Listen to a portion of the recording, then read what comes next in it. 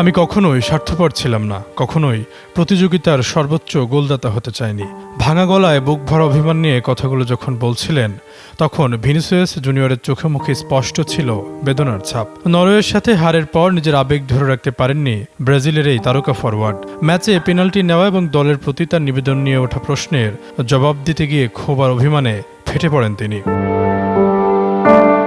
বিশ্বকাপের মঞ্চে দেশের হয়ে ট্রফি জেতার স্বপ্ন বুকে নিয়ে লড়েছেন, অথচ চারপাশ থেকে ধেয়ে আসছে একের পর এক সমালোচনার তীর। আর সেসবের জবাব দিতে গিয়ে ভিনিসিয়াস বলেন, ম্যাচে কে পেনাল্টি নেবেন তার সম্পূর্ণ কোচের সিদ্ধান্ত।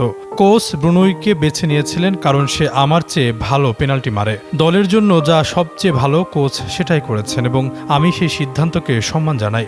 এখানে আমার কিছুই করার ছিল না।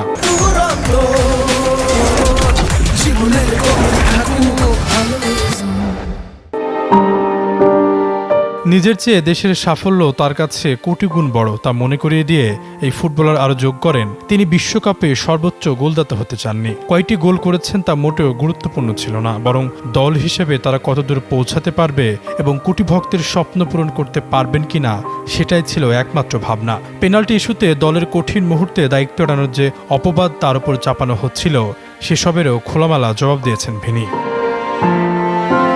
এই ব্রাজিলিয়ান তারকা বলেন, আমি কখনোই দায়িত্ব থেকে মুখ লুকিয়ে রাখিনি। রিয়াল মাদ্রিদে হয়েও যখন কোচ আমাকে দায়িত্ব দেন, আমি সাহসের সঙ্গে পেনাল্টি নেই। এখানেও দেশের প্রয়োজনে আমি যে কোনো ভূমিকা পালন করতে প্রস্তুত ছিলাম। ভিনিসিয়াসের এই বুক ভাঙা আর্তনাতার কড়া জবাবের পর ফুটবল বিশ্বে শুরু হয়েছে নতুন তোলপাড়। ম্যাচের শুরুতেই পাওয়া পেনাল্টি মিস করায় যেন ব্রাজিল শিবিরে চলছে নীরব ক্ষোভ। সেই সাথে দুর্দান্ত ফর্মে থাকা ভিনিকে পেনাল্টি শুট করতে না দেয়া নিয়েও চলছে সমালোচনার ঝড়।